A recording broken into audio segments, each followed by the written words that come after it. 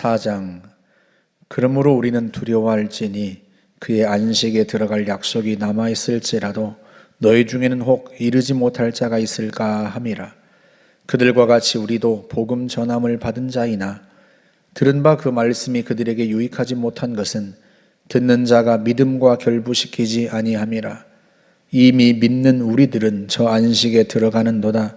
그가 말씀하신 바와 같이 내가 노하여 맹세한 바와 같이 그들이 내 안식에 들어오지 못하리라 하셨다 하였으나 세상을 창조할 때부터 그 일이 이루어졌느니라.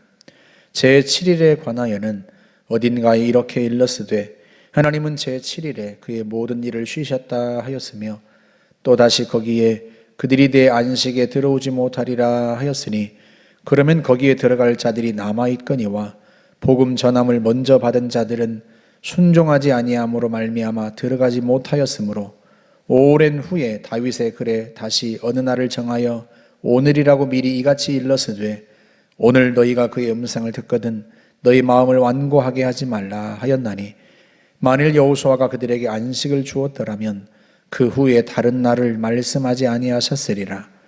그런즉 안식할 때가 하나님의 백성에게 남아있도다. 이미 그의 안식에 들어간 자는 하나님이 자기의 일을 쉬심과 같이 그도 자기의 일을 쉬느니라.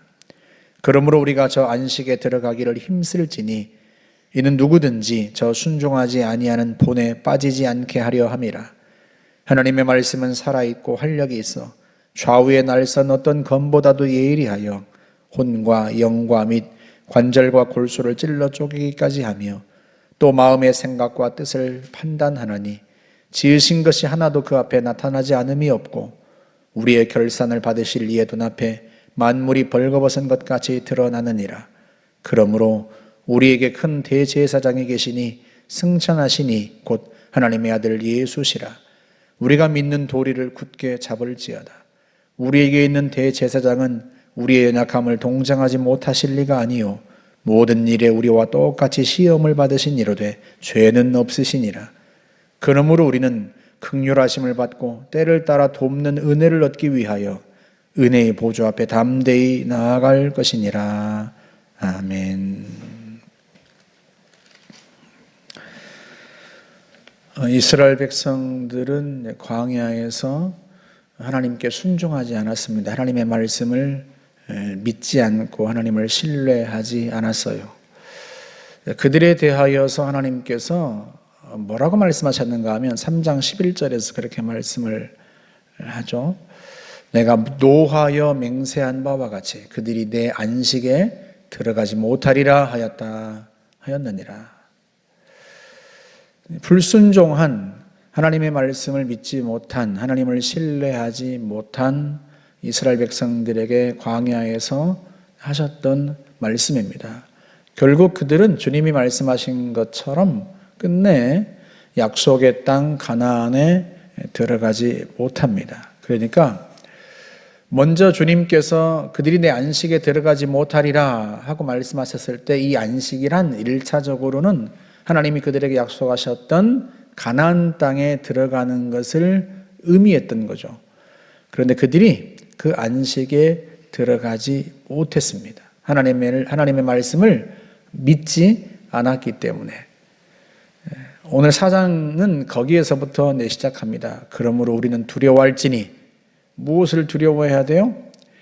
그의 안식에 들어갈 약속이 남아있을지라도 주님의 안식에 들어갈 약속이 성취된 게 아니에요.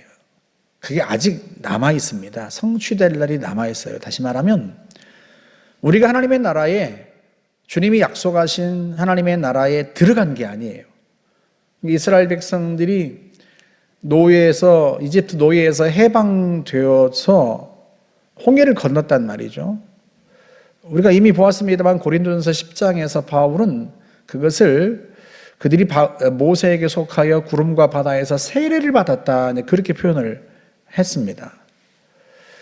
하지만 그들이 곧바로 가나안 땅에 들어갔던 것은 아니었어요. 광야를 통과한단 말이죠. 마찬가지로 우리에게도 곧바로 우리가 예수를 믿고 나서 죄의 노예에서 해방되고 나서 곧바로 하나님의 나라에 들어간 게 아닙니다. 광야 같은 이 세상을 우리가 지나가고 있단 말이죠. 그러니 두려워하라 하고 말씀하는 거예요. 그의 안식에 들어갈 약속이 성취된 게 아니라 아직 남아있어요. 그래서 너희 중에는 혹 이르지 못할 자가 있을까 함이라. 누구처럼?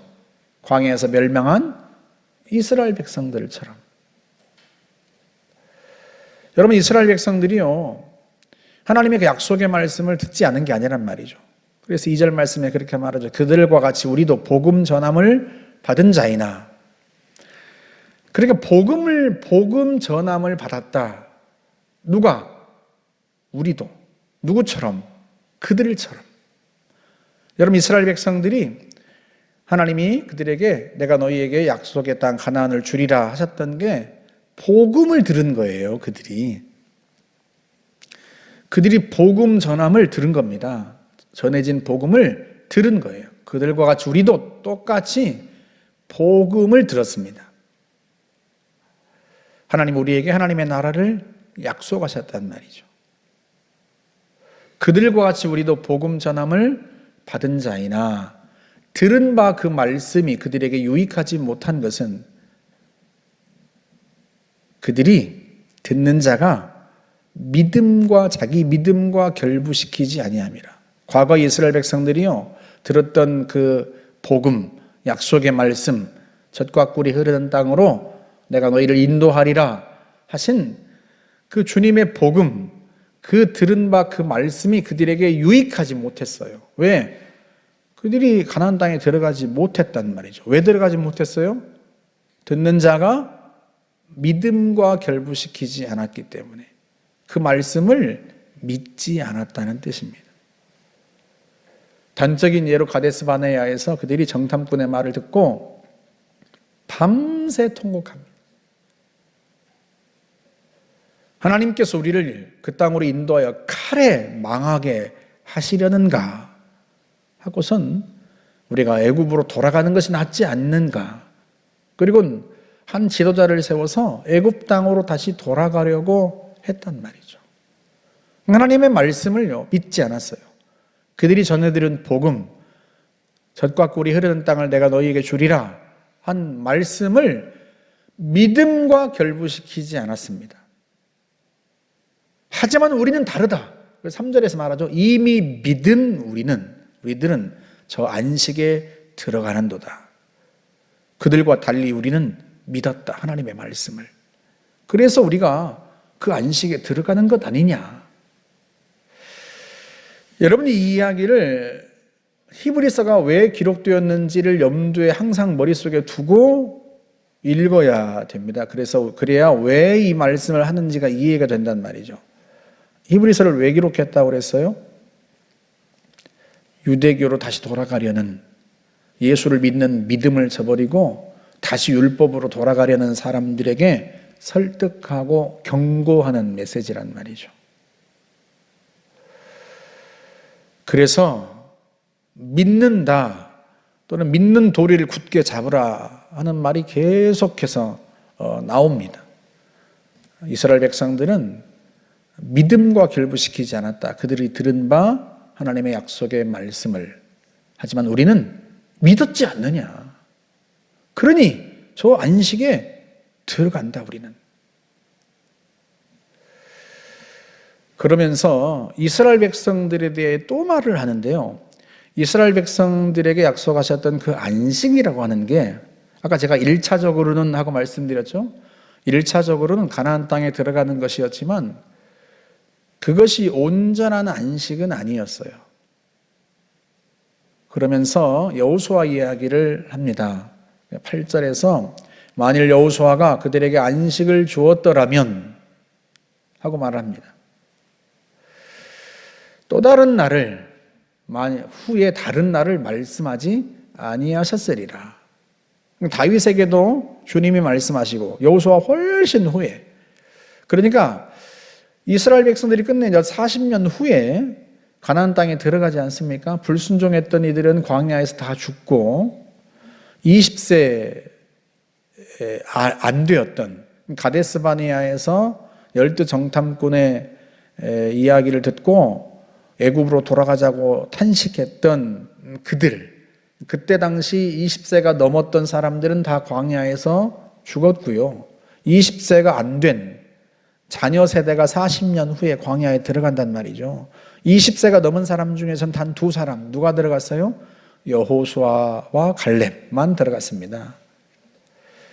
그런데 여호수아가 그들을 가나안 땅을 얻게 했는데 그게 진정한 안식은 아니었다는 거예요. 만약에 여호수아가 그들에게 안식을 준 거라면 주님께서 또 다른 안식에 대해서 말씀하지 않으셨을 거예요. 왜요? 가나안 땅 이미 들어갔잖아요. 다음 세대는. 하지만 그 후에 또 다른 날을 말씀하시면서 그들이 내 안식에 들어오지 못하리라 하고 또 말씀을 하셨단 말이에요. 그러니 진정한 안식이 아니다. 여호수아가 가나안 땅을 준 것은 참된 안식이 아니다. 그런 의미예요. 어제 말씀한 것처럼 모세는 장래에 말할 것을 증언하기 위하여 하나님의 온 집에서 종으로서 신실하였다. 그렇게 표현하지 않습니까? 장래에 말할 것. 그러니까 모세를 통하여서 준 율법은 장차 말씀하실 진리의 그림자에 불과했단 말이에요. 그 율법을 통해서 안식을 얻은 게 아니고 구원을 얻는 게 아니에요. 참된 구원이신 예수 그리스도를 가리키는 그림자에 불과했습니다. 장래에 말할 장차 그 진리의 복음을 말하기 위하여서 미리 모세를 통하여서 그림자, 그 율법에 대해서 말씀하신 거란 말이죠. 그처럼 여호수아도 참된 안식을 준 게 아니에요. 가나안 땅은 참된 안식에 대한 그림자에 불과해요. 여호수아가 그들에게 안식을 준 게 아닙니다. 안식은 누구만이 줄 수 있어요? 예수 그리스도만이 줄 수 있습니다.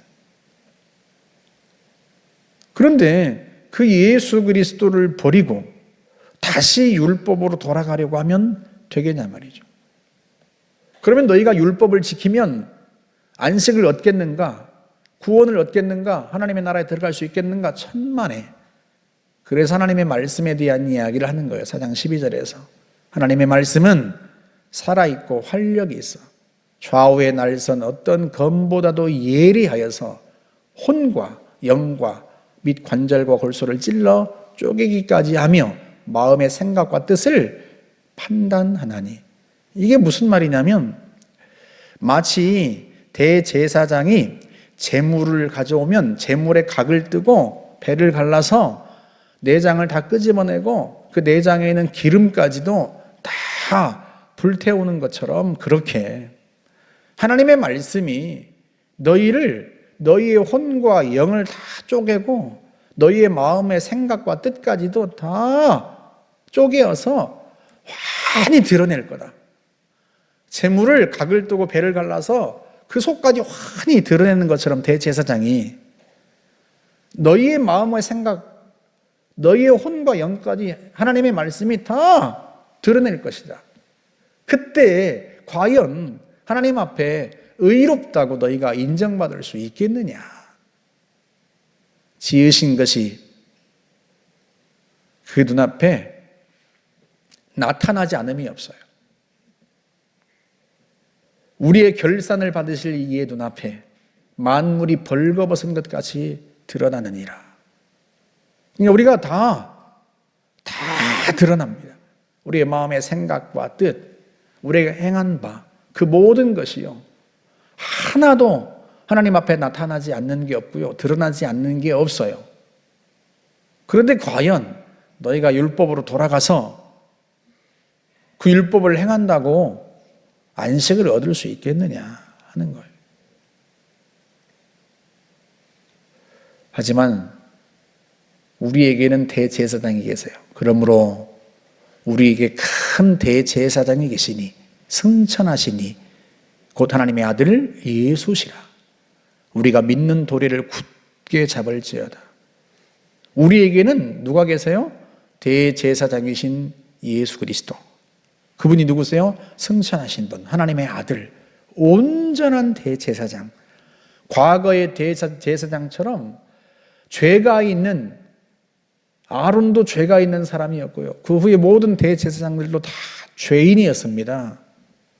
그래서 그들도 자신을 위해서 속죄의 제사를 드린 후에야 지성소에 들어갈 수 있었단 말이죠. 이스라엘 백성들의 죄를 가지고 지성소에 들어갈 때 그들 자신도 자신을 위해서 속죄의 제사를 드린 후에야 들어갈 수 있었습니다. 하지만 예수 그리스도는요, 온전한 대제사장이세요. 우리와 같이 죄 많은 죄인들을 하나님과 화해시킬 수 있는 분이란 말이죠. 그러지 어떻게 하라? 우리가 믿는 도리를 굳게 잡아라.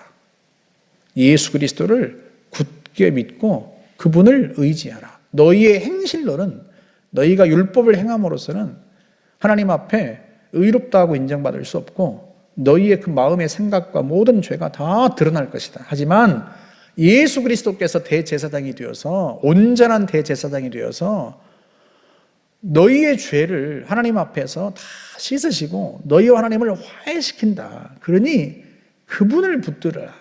그분을 믿고 의지하라 하는 것입니다. 게다가 우리에게 있는 대제사장은 우리 연약함을 동정하지 못하실 리가 아니요, 모든 일이 우리와 똑같이 시험을 받으신 이로되 죄는 없으시니라. 이게 지금 누구에게 하는 이야기라고 그러죠? 히브리서가 유대교로 돌아가려는 유혹을 받는 성도들을, 그들에게 하는 위로의 메시지예요. 예수 그리스도를 굳게 붙잡으라 해놓고서 우리에게 있는 대제사장 예수님은 우리의 연약함을 다 아신다. 우리 연약함을 동정하지 못하실 리가 아니다. 이중부정을 해서 강한 긍정으로 나타낸 거예요. 우리 연약함을 충분히 동정하시는 분이시다. 왜? 그분도 우리와 똑같이 모든 일에 시험을 받으신 분이다. 그분도 인간의 몸을 입고 이 땅에 오셔서 우리처럼 똑같이 다 시험을 받으셨으니 너희가 흔들리는 거, 너희가 시험 당하는 거, 그거 충분히 동정하시고 충분히 주님께서 너희를 품으실 수 있다. 그 이야기를 하는 겁니다. 모든 일에 똑같이 우리와 시험을 받으셨지만 죄는 없으시니라. 그분은 하나님의 아들로서 죄를 범하지는 않으셨어요. 오직 성부 하나님 앞에 철저히 순복하셨죠. 다만 우리와 똑같이 시험을 받으셨습니다. 그래서 우리를 충분히 동정하실 수 있고요, 우리를 충분히 이해하실 수 있어요. 그러니 어떻게 하라? 긍휼하심을 받고 때를 따라 돕는 은혜를 얻기 위하여 은혜의 보좌 앞에 담대히 나아갈지니라. 그 주님께 담대히 나아가라. 너희의 죄를 짊어지고 너희의 그 연약함을 짊어지고 주님 앞에 나아가라. 주님께 불쌍히 여김을 받고 은혜를 얻기 위해서 주님께 나아가면 주님께서 너희들에게 은혜를 베푸시고 너희를 새롭게 하시고 믿음을 주신다. 그러니 유대교로 돌아갈 생각일랑 때려치우고 철저히 주님을 붙들고 주님을 신뢰하여라. 과거의 이스라엘 백성들이 광야에서 하나님을 믿지 못해서 멸망한 것처럼 그런 어리석음을 범하지 말고 너희는 주님을 믿는 믿음 위에 굳건하게 서라. 주님은 너희의 연약함을 다 이해하시니 흔들릴수록 주님 앞에 나아가서 주님의 은혜를 구하여라. 그런 의미입니다. 여러분, 우리도 이스라엘 백성들처럼 또 그때 당시에 다시 유대교로 돌아가려는 유혹에 흔들리는 성도들처럼 우리도 세상에 살아가면서요, 많은 유혹을 받습니다. 믿음이 흔들리기도 하고요. 하지만 주님이 우리를 아세요. 왜? 주님도 우리처럼 이 땅에서 시험을 받으셨고요, 그게 얼마나 힘들고 고통스러운지 아셨어요. 겟세마네 동산에서 주님이 땀방울이 핏방울이 될 정도로 그렇게 간절히 기도했던 것은 주님이 받으셨던 유혹이 얼마나 컸는지를 의미합니다. 땀방울이